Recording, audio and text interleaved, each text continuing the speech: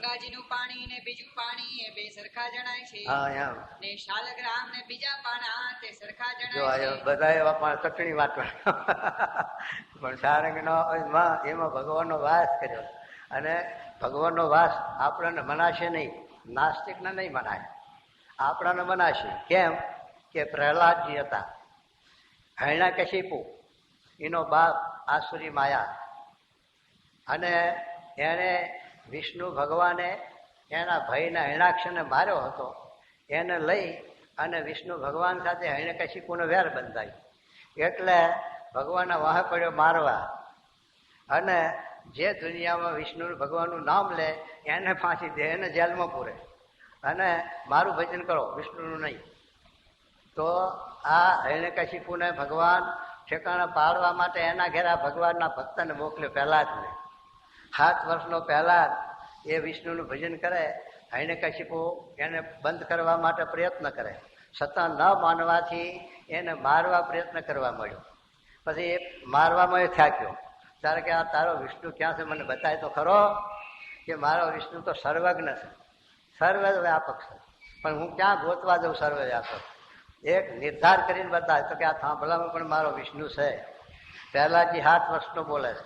આપણને નિશ્ચય છે અત્યારે કે આ મૂર્તિમાં ભગવાન છે? સાચું બોલજો. આ મૂર્તિમાં નિશ્ચય નથી, નીના આ થાંભલામાં નિશ્ચય થયો. ભગવાનને દેખે છે સર્વજ્ઞ. લ્યો, આપણે સર્વજ્ઞ નથી ભારતા. તો પ્રહલાદજીએ થાંભલો બતાવીને હિરણ્યકશિપુ જ્યાં ખડક લઈને મારવા જાય છે થાંભલામાં, ત્યાં નરસિંહ રૂપ દેખાડ્યું અને હિરણ્યાક્ષને ચીરી નાખ્યો. આપણા શાસ્ત્રોનો આ પુરાવો છે, પ્રત્યક્ષ પુરાવો. એવો ને એવો ગજેન્દ્ર ઉદ્ધાર 8મા સ્કંદમાં પહેલા 3 અધ્યાય આપ્યા, બીજો, ત્રીજો, ચોથો. એની અંદર ગજેન્દ્ર ઉદ્ધાર એટલે રાજા હતો, ભગવત ભક્તિ ભાવવાળો હતો, ભગવાનનો ભક્ત હતો. પણ પેલા ઋષિ ગયા ત્યાં, અગસ્ત ઋષિ કે જ્યાં, અને પેલો ભક્તિ ભાવમાં ધ્યાનમાં ભક્તિનો પછી આવકાર ન દેવાયો. પછી ઋષિને ચડ્યો ક્રોધ. તે શ્રાપ દીધો, જા હાથી થઈ જા. એ આ હાથી થયેલો. એ હાથી જંગલમાં ફરી ખાય. એમાં એક સરોવરમાં પીવા પાણી ગયો. એમાં જોર પેલો મગર, એ ગાંધર્વ હતો, એને દેવલ ઋષિનો શ્રાપ થયો કે જા થતી મગર થઈ જા. કારણ કે પાણીમાં નાતા હતા દેવલ ઋષિ, અને એ પણ પાણીમાં નાવા પડેલો. અને પછી ડૂબકી મારી હરકી મારી પગ ઝાલ્યો દેવલ ઋષિનો. એટલે ઋષિનું મગજ ગયું અને શ્રાપ થઈ દીધો કે જા મગર થઈ જા. આ ભાગવતમાં આપણા આખ્યાન આપ્યા. પછી એ મગર અને હાથી એ બેને અહીંયા સરોવરમાં હાથીને પકડ્યો મગરે. પછી મગર તાણે પાણીમાં લઈ જવાના, 12 તાણે, પણ પત્તો બેનો લાગે નહીં. ભાગવતમાં જે લખી વાત એ નાસ્તિકને મનાશે નહીં, પણ આપણે તો આસ્તિક છે, માટે આ ભગવાનની વાત આપણે માન્ય કરવી પડે. તો પછી એને પોકાર કર્યો. એ વખતે ત્યાં મંદિર હતું, મહાદેવજી હતા, શંકરની લિંગ હતી. એ સરોવરના કાંઠે ગજેન્દ્રએ જ્યારે ઉદ્ધાર કર્યો ત્યારે શું એ આધાર હતો? છતાં પણ ભગવાને અરજી સાંભળી અને હરિ અવતાર થયો. ભાગવત વાંચ્યું હોય તો વિચારજો. હરિ અવતાર થયો ને ગજેન્દ્રનો અહીંથી ઉદ્ધાર કર્યો. તો તમે ગમે ત્યાં પોકાર કરો ભગવાનને તો કેમ નહીં સાંભળે? તો મંદિરમાં જઈને જ પોકાર કરવો તો જ સાંભળશે. માટે ગમે ત્યાં હોય, તમે ગમે તે કાર્ય કરતા હોય, ગમે ત્યાં હોય તોય પણ ભગવાનની સ્મૃતિ કરો, ભગવાનને સંભાળો. અને ભગવાનને સંભાળીને તમે પ્રવૃત્તિ કરશો તો તમારી પ્રવૃત્તિમાં ભગવાન બરકત પણ આપશે અને તમને સાનુકૂળતા રહેશે, શાંતિ રહેશે. માટે એ મહારાજ આ સમજાવે છે આપણને કે આવી રીતે આ ભગવાનની વાત અને દરેક વસ્તુ સારંગરામ. હવે થાંભલામાં નરસિંહ ભગવાને દર્શન દીધા પ્રહલાદજીને અને રક્ષા કરી હિરણ્યકશિપુ થકી. તો પછી સારંગરામમાં ભગવાન કેમ નહીં? જો આ થાંભલામાં છે તો એમાંય હોય, અણુમાં રહેલા છે. માટે આપણી આસ્તિકતા જોશે. આકીનબળા દેવ બીરબલને બાસતા, બીરબલ અને બાદશાહનું દ્રષ્ટાંત આપ્યું. મહાન પુરુષી બાદશાહ માદા પડ્યા અને પછી બાદશાહને બીરબલ કહે છે કે બાદશાહ સાહેબ આકીન બળા કે દેવ બળા? ત્યારે બાદશાહ કે દેવ બળા અને બીરબલ કે આકીન બળા. એ બેની હરીફાઈમાં પછી આ બીરબલ કારીગરી કરે છે. પછી બાદશાહ માંદા પડ્યા અને અને પછી બાદશાહને આ માનતા આવી અને બાદશાહને પેલો રોગ તાવ મટ્યો અને હારા થયા કે તારા હવે બાદશાહ સાહેબ આપણે ખુદાએ સારું કર્યું તો હાલો માનતા પૂરી કરવા માટે એમ કરીને પેલી ઘોર પાસે કબર પાસે લઈ જાય છે અને કબર પાસે લઈ જઈને પગે લગાડે બધું કરી રહ્યા પછી તો હવે બાદશાહ આકીન બળા દેવ બળા તો હજુ બાદશાહ કહે છે કે આ દેવ બળા પછી પેલો ખોદીને ઉપરથી ઘોર ઉગાડી કરે છે પેલું મરચી પાછું નીકળે આ જો આ શું આ પીર છે તારા બાદશાહને ખબર પડે કે મારું આકીન બળા છે માટે આપણું જે આકીન લડતા એ આ કામ કરે છે માટે આકીન બળા છે એમ આપણે તમે ગમે ત્યાં ભગવાનને નિર્ધારો ત્યાં ભગવાન ખડા છે અને ભગવાન ઉભા છે એટલા માટે છે તે આ આપણને બહાર સમજાવે છે કે આ શાલિગ્રામ છે અને બીજા પાણાથી હરખા નથી એમ કે જો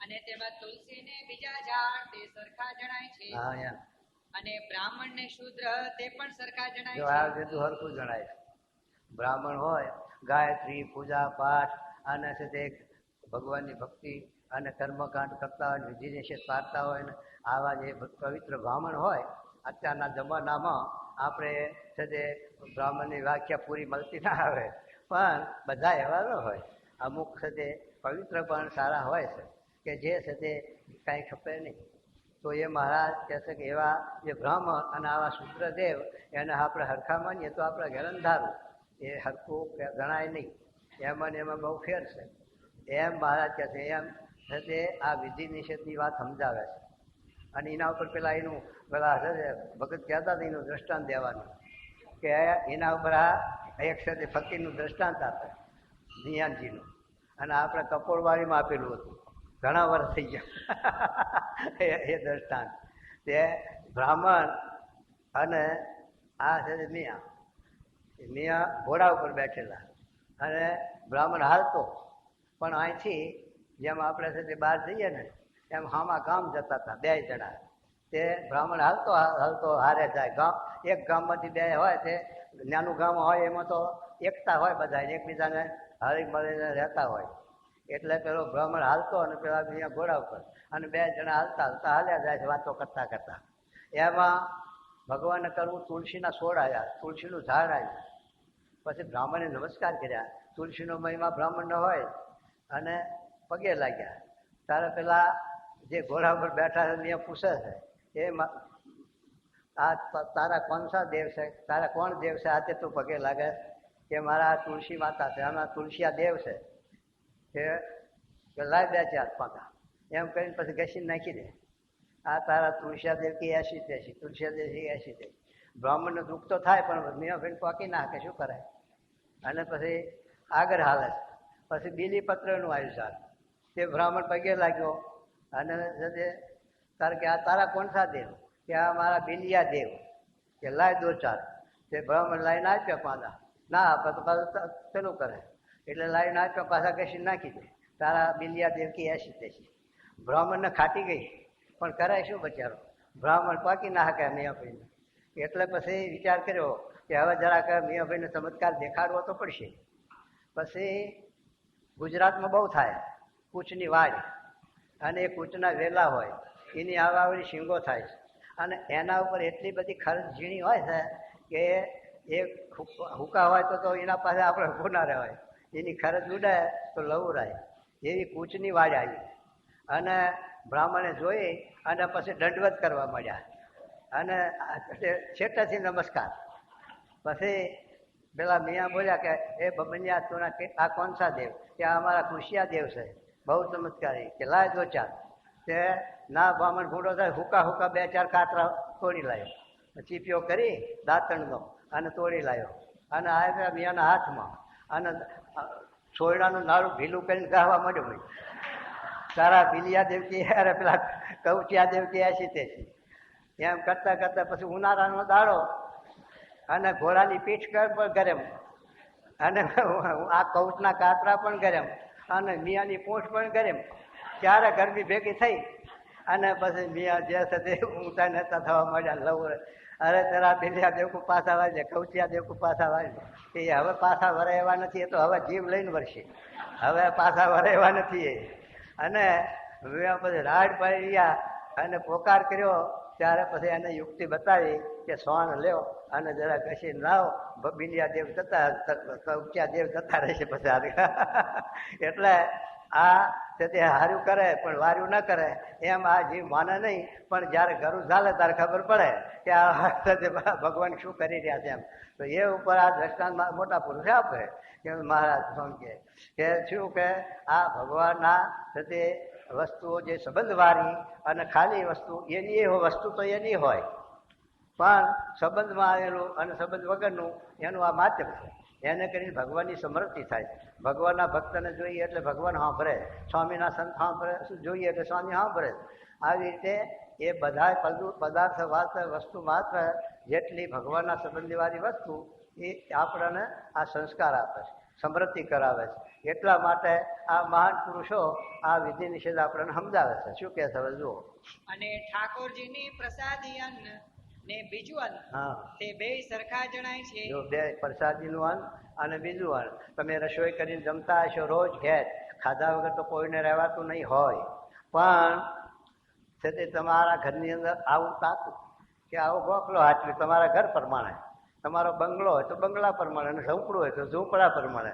એમ ભગવાન નથી કહેતા હોનાનું સિંહાન મારા માટે રાખો, પણ જે ઘરની આપણી રહ્યા એ પ્રમાણે આવું એક હાટલું, એની અંદર ભગવાનની મૂર્તિ અને ભગવાનના આપણા ગુરુ ઈષ્ટદેવ જે હોય એની મૂર્તિ અને એવું રાખી અને આપણે જો ઘરની અંદર એની અંદર આપણે નહીં ધોઈ અને દીવો કરીએ અને પછી થાર કરીએ અને સાથે આરતી કરીએ અને પછી આપણે જમવાનું શરૂ કરીએ તો આપણા વાતાવરણ કેટલું શુદ્ધ થાય.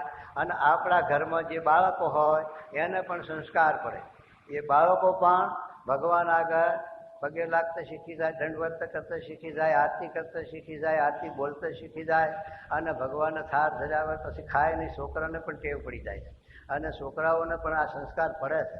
આપણા કરતાં એમાં કૂણું ઝાડ હોય ત્યાં સુધી એને વારીએ એમ વરે અને પછી મોટું થયા પછી એને વારવું હોય તો પછી વરસે નહીં. એમ છોકરો હોય ને એનો આને તમે આ મંડળમાં લાવો, સત્સંગમાં લાવો, સંતોના સમીપમાં લાવો તો એનામાં સંસ્કાર પડે. અને પછી તમે એ વખતે એને સાથે ના આ રસ્તો બતાવો અને પછી 20 વર્ષનો, 15 વર્ષનો, 25 વર્ષનો થાય અને પછી આઉટલાઇનમાં જાય પછી તમે કહેવા જાઓ તમારો હામો થાય. અને પછી સ્વામીને કહેવા દો, સ્વામી આ છોકરાને કાંઈક શિખામણ દેવાનું કયું કરતો નથી, પણ તમે અત્યારે તમારું અત્યારે ના કર્યું ને વચન સ્વામીનું ક્યાંથી કયું કરે. માટે આ તમારી વાંક છે, તમારી ખોટ છે. માટે આ રીતે વાતાવરણ આપણે પવિત્ર કરવું, શુદ્ધ કરવું અને આવા સંસ્કારો બાળકોમાં વેરવા. તો આવી આપણી પ્રવૃત્તિ હોય તો સહેજે બાળકોમાં સંસ્કાર ઉદય થશે. પણ આપણે આખી રાત ઊંઘી જતા હોય ને 8 વાગ્યા સવારમાં ઉઠી અને સીધો ચા અને બીડી અને પછી સીધા હાલવા મળે અને પછી નાવાનું તો બપોર ખાડે જવું પડે તો તે ખાડે જવું પડે તો નાય તો નહીં, કેટલાક તો વળી બધી કોક નાય. પણ આ પ્રવૃત્તિ આપણી હોય તો બાળકોમાં સંસ્કાર પછી એ જ આવવાના, પછી બીજા સારા સંસ્કાર ક્યાંથી આવશે કહો. ત્યારે એ છે આ આપણને મહારાજ આપણને આ સમજાવે કે આવી રીતે જે આ વિધિની જે છે એ ભગવાનના સંબંધવાળા અને એને કરીને આપણા જીવનમાં સારા સંસ્કારો ઉદય થાય છે. શું કે જો સાંભળો. અને એકાદશીને દિવસ ભૂખ્યા રહ્યા અને બીજે દિવસ ભૂખ્યા રહ્યા. જો આપતા આખા આમ થાય ભૂખ્યા ઘરમાં બાધા કજ્યો થયો રિહાય તોય ભૂખ્યો રહ્યો અને તે ના ખાય તોય મારે કઈ. અને એકાદશીનું એ કારણ કે ભગવાનની આજ્ઞા છે, ભગવાનની મર્યાદા છે.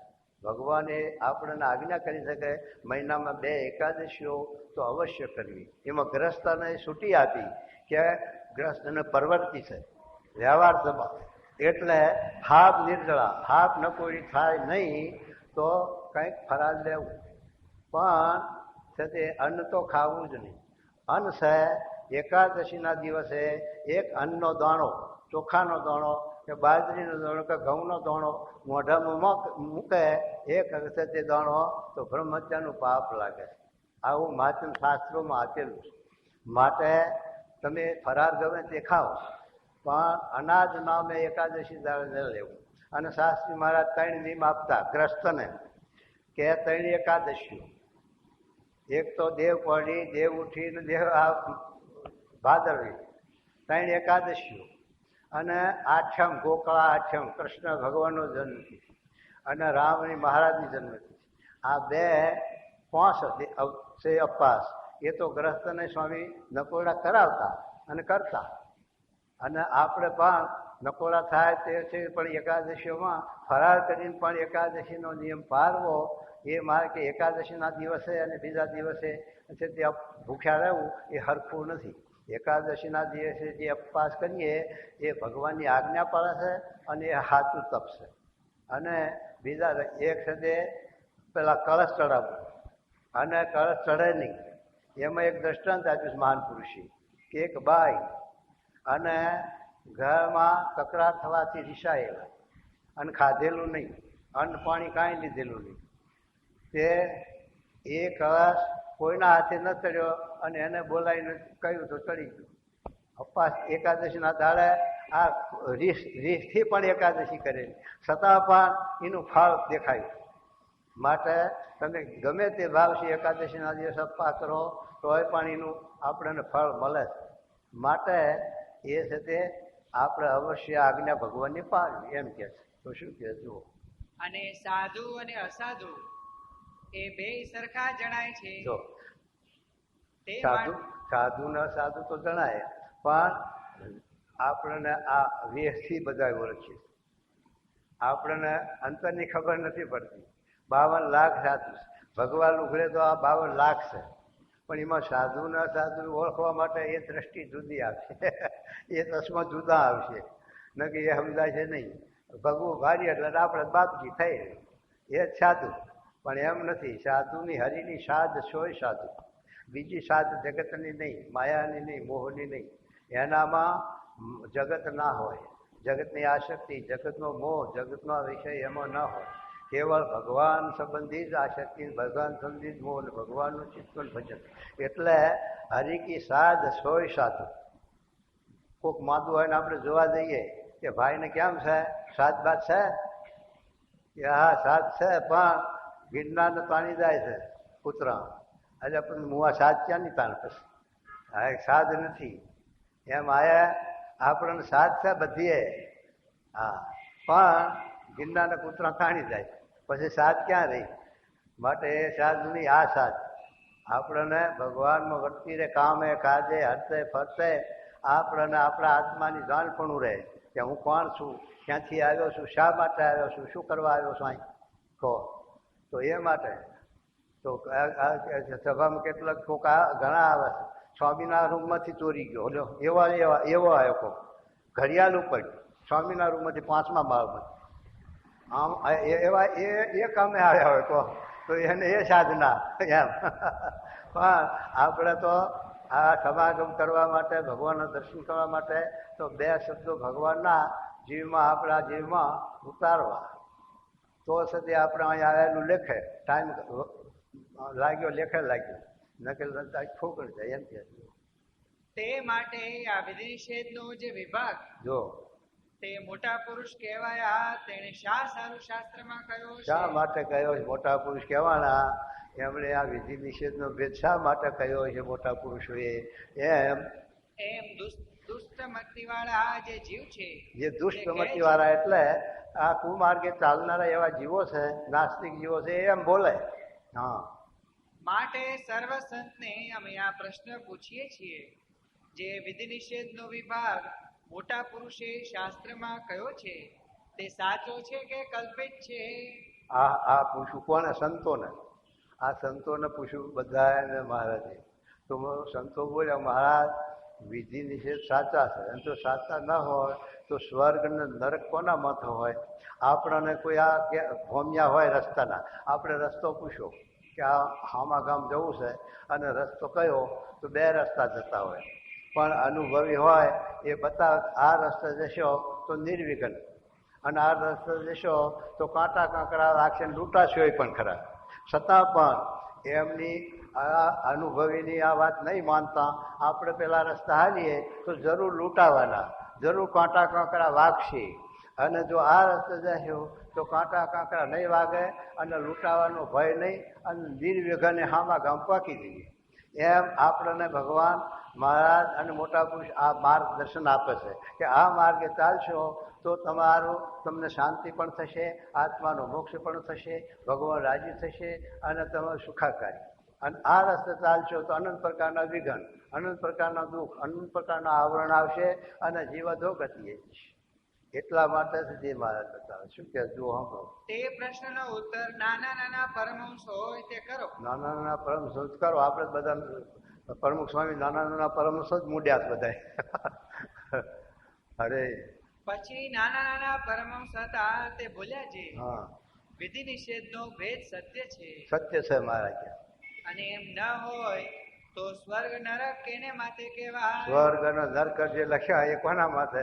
સ્વર્ગમાં જવું હોય તો આ વિધિ પાળવું પડે અને નરકમાં જવું હોય તો આ નિષેધ વિધિ બેમાંથી એક રસ્તો લેવો તો છે કે શું કે છે. પછી શ્રીજી મહારાજ બોલ્યા છે, હા, નાના છે પણ સારી દિશ ઉપર સમજે છે. નાના છે પણ સમજણ સારી. હો, અરે એમ કહીને શ્રીજી મહારાજે નો ઉત્તર કરવા માંડ્યો છે. હા, મોટા પુરુષે જે શાસ્ત્રમાં પ્રતિપાદન કર્યું છે તે સર્વે સત્ય છે. એ સત્ય છે.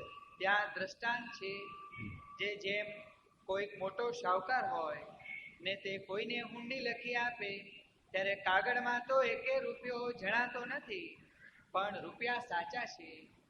કારણ કે હુંડી લખી આપે ત્યારે કાગળિયો આપે, પછી પેલા એમ થાય કે આ કાગળિયામાં ક્યાં છે પૈસા અને ક્યાંથી પૈસા મળશે. પણ ત્યાં જઈને સૌકારને એ કાગળિયો આપે એટલે એ હુંડી સ્વીકારે અને પૈસા હાથે આવે ત્યારે ખબર પડે. એમ આ છે તે શાસ્ત્રમાં જે વિધિ નિષેધ લખ્યા છે એ આપણા મને એમાં શું એમ આમ કરે તો આમ કરે એમાં શું વિશેષ છે, પણ એનું પરિણામ આવે ત્યારે ખબર પડે કે આ જો આ છે તે આ હુંડી પાકી અને આ હુંડી ફેલ થઈ. એમ તો એ વાત કરે હુંડીની મહારાજ કે આ ભગવાનની હુંડી છે. અત્યારે રૂપિયો દેખાતો નથી, આ વચનાવતના પોનામાં પૈસો નથી દેખાતો, પણ એ વચનાવતનું જ્ઞાન એ શબ્દો જીવનમાં ઉતારવાથી હુંડી પાકશે. અરે તે જ્યારે હુંડી જે શાહુકારની ઉપર લખી હોય, જો લખી હોય તેને આપે ત્યારે હુંડીમાંથી જ રૂપિયાનો ઢગલો થાય છે. તે મોટા પુરુષની આજ્ઞા કરીને આ મોટા પુરુષની લખેલી હુંડી છે. આ મોટા પુરુષની લખેલી હુંડી છે માટે એ હુંડી જરૂર શીકરાશે અને શીકરાશે એટલે તમે એનું પરિણામ સમજાય છે. હવે તે મોટા પુરુષની આજ્ઞા કરીને જે ધર્મ પાડે ત્યારે હમણાં તો કાંઈ વિધિ નિષેધમાં વિશેષ જણાતું નથી, પણ અંતે મોટા પુરુષની આજ્ઞા પાડનારાનું કલ્યાણ થાય છે. જેમ હુંડીમાંથી રૂપિયા નિસરે છે તેમ. અને જે સમર્થ સાહુકારે હુંડી લખી હોય અને તેનો વિશ્વાસ ન કરે તેને મૂર્ખ જાણવો. કોઈ એવા મોટા શાહુકાર હોય કરોડોપતિ અને એને હુંડી લખી અને વિશ્વાસ ન કરે તો મૂર્ખ છે, અજ્ઞાની છે. એને ખબર નથી આની મોટપની ખબર નથી, આના વૈભવની ખબર નથી, એટલે એને વિશ્વાસ નથી. એમ આ લખનાર હુંડી બહુ માલદાર પુરુષ છે, સદ્ધર પાર્ટી છે, માટે આ હુંડી જરૂર સ્વીકારાય છે. એમ અને તેને તે શાહુકારના પ્રતાપની ખબર જ નથી. તેમ નારદ, સનકાદિક, વ્યાસ, વાલ્મીક ઇત્યાદિ જે મોટા પુરુષ તેના વચનનો જેને વિશ્વાસ નથી તેને નાસ્તિક જાણવો. એને નાસ્તિક જાણવા કહો ને મહાપાપિષ્ટ જાણવો. અને વળી જે નાસ્તિક મતી વાળા હોય તેને એમ સમજાય છે જે બીજા પાણામાં અને ઠાકોરજીની મૂર્તિમાં 100 ફેર છે. 100 ફેર છે, બે એક જ છે. તો સર્વે પાણા એક સરખા છે અને પરણેલી સ્ત્રી ને ન પરણેલી સ્ત્રી તેમાં 100 ફેર છે. સર્વે સ્ત્રી સરખી છે અને ઘરની સ્ત્રી ને મા બહેન તેમાં 100 ફેર છે. મૂર્તિમાન દાખલો છે મારે ત્યાં, મૂર્તિમાન દાખલો છે. જ્ઞાનપ્રિયને ઓળખો હોય? એ જ્ઞાનપ્રિયના ગામમાં એક હરિભક્તનો છોકરો એ સાથે મંદિરમાં બેન કીર્તન બોલે અને ભગવતરાજ આવડો તો અનલો કરે, બધું કરે, પણ ભોગ જોગે કોકના ઘરમાં ગયો અને જાણી ગયા તો 2-4 છોકરા ભેગા થઈને માથું કાપી નાખ્યું મૂર્તિમાન. જો આ પરિણામ. આ વિધિનો ભાવ જો. સર્વેનો સરખો જ આકાર છે જો અને રામકૃષ્ણાદિક જે ભગવાનની મૂર્તિઓ હા એમ તે પણ સર્વે મનુષ્ય જેવી છે. હા માટે અધિક ન્યૂન ભાવ તો માણસે કલ્પીને ઉભો કર્યો છે. આ કોણ કે છે નાસ્તિક આમ બોલે છે એમ. પણ શું કરીએ આમના ભેગું રહેવું એટલે પાડવું પડે. અરે માણસ ભેળું રહેવું હા યાર તે માણસની હાયા કઈ જોઈએ. કેવી જોઈએ પણ વિધિ નિષેધ નો માર્ગ છે તે ખોટો ખોટો છે. છે. એમ પાપી એવા જે નાસ્તિક તે પોતાના મનમાં સમજે છે. આવા નાસ્તિક હોય પાપી હોય જેને ભગવાનની આત્મા નિષ્ઠા નથી એ આવું બોલે એમ. માટે જેની આવી જાતની બોલી સાંભળીએ તેને પાપિષ્ટ જાણવો. આવી જેની બોલી સાંભળીએ એ બોલી આપણે સાંભળવી એને ગ્રહણ કરવી એને એનું લક્ષ્ય રાખવું એને. હા અને નાસ્તિક જાણવો અને એને ચાંડાળ જાણીને એનો કોઈ પ્રકારે સંગ રાખવો સંગ નહીં. ન રાખો. અને વળી શ્રીજી મહારાજે બીજી વાર્તા કરી જે મનુષ્ય માત્રનું ચિત્ત કેવું છે તો જેમ મધ હોય અથવા ગોળ સાકર ખાંડ તેનું ઘાટું પાણી હોય તે સરખું છે. તે મધમાં કે ગોળ સાકર ખાંડના પાણીમાં માખી કીડી મકોડો જે આવે તે ચોટી રહે. અને મનુષ્ય જો હાથ અડાડે તો માણસની આંગળીએ પણ ચોટી જાય. એમ આ જગત એવું છો જરાક વર્તી ચોટી જાય નહીં અને ઉખડાય નહીં. પછી આ જગતમાંથી નીકળવું બહુ કઠણ છે. આ જગતનો બોહ મધ જેવો છે અને એનો અવાજ મુકાય એવો નથી ને પછી મેં ચોટી રહે અને પછી હલવાય. અને જ્યાં સ્વામિનારાયણ નાશ આ મધની વાત કરી એમાં માખી ચોટે મચ્છર બીજું જે આવે એ ચોટે અને પછી એમાંથી ઉખડી ના શકે એટલે એમાં જ મરી જાય. એમ આપણે પણ આ સંસારનો મોહ એવો છે કે એમાં ચોટ્યા અને એ મોહ છૂટે નહીં પછી એમાં ને એમાં ખપાઈ દઈએ જ્યાં સ્વામિનારાયણ પછી. એટલા માટે મહારાજ આપે છે દ્રષ્ટાંત. હા કહો. તેમ ચિત્તનો સ્વભાવ એવો છે જે પદાર્થ સાંભળે હા તે પદાર્થમાં ચોટી જાય છે. તે જો પથરો તથા કચરો તથા કૂતરાનો મળ એમાં કાંઈ માલ નથી તો ચોટે. ભરતજીને કાંઈ માલ નતો મરગલામ ચોટે તો એમ ચોટી જવાય તુષ પદાર્થમાં ચોટાય. હા એ આદિક જે નકારી વસ્તુ હોય તેમાં તો લેશ માત્ર સુખ નથી. સુખ નથી છતાં પણ તો પણ એ નકારી વસ્તુમાં પણ ચિત્ત વળગે છે. અને તે સાંભળી આવ્યું હોય તો તેનું પણ ચિંતન કરે છે. એવો એનો વળગવાનો સ્વભાવ છે. જેમ મોટું કાચનું દર્પણ હોય તેમાં મોટા સાધુ આવે તો તેનું પણ પ્રતિબિંબ દેખાય તથા કૂતરા ગધેડા ચાંડાળા જે આવ્યા હોય તો તેનું પણ પ્રતિબિંબ તેમ જ દેખાય. એમાં ચિત્તમાં બધું દેખાય. અરે તેમ ચિત્તને વિશે અતિ નિર્મળપણું છે. તે જે પદાર્થ સાંભળે તે દેખાય આવે છે. એમાં સારા નરસાનો કાંઈ મેળ નથી. માટે જે મુમુક્ષુ હોય જે મુમુક્ષુ ખપવાળા હોય એને તેને એમ ન વિચારવું જે મારે વૈરાગ્ય નથી તે માટે સ્ત્રીઆદિક પદાર્થ મારા ચિત્તમાં સ્ફુરે છે. એ તો જે વૈરાગ્યવાન હોય તેના ચિત્તમાં પણ જે સમયે જે પદાર્થ આવ્યું તે સહેજે સ્ફુરી આવે છે. માટે વૈરાગ્ય અવૈરાગ્યનું કાંઈ કારણ નથી. હા એ તો ચિત્તનો સ્વભાવ જ એવો છે. જે ભલું અથવા ભૂંડું સાંભળ્યું તેને ચિંતવે અને જ્યારે જે પદાર્થનું ચિંતન કરે ત્યારે તે પદાર્થ જેમ દર્પણમાં દેખાય આવે તેમ દેખાય આવે. તે માટે એમ જાણવું છે હું તો એ ચિત્ત થકી જુદો છું અને હું તો એનો જોનારો આત્મા છું. એમ જાણીને ચિત્તના સારા ભૂંડા ગાંઠે કરીને ગ્લાનિ પામીને પોતાને ચિત્ત થકી જુદો જાણીને ભગવાનનું ભજન કરવું અને સદા આનંદમાં રહેવું. આત્મારૂપ થઈ ચિત્તથી નોખા પડી અને ભગવાનનું ભજન કરવું અને અખંડાનંદ થવું, પૂર્ણાનંદ થવું, બ્રહ્માનંદ થવું, નિત્યાનંદ થવું, પણ દેહાધ્યાસ નહીં રાખવો એમ કે. હરે ઇતિ વતનામૃતમ એ રીતે મધ્યનું છઠ્ઠું થયું.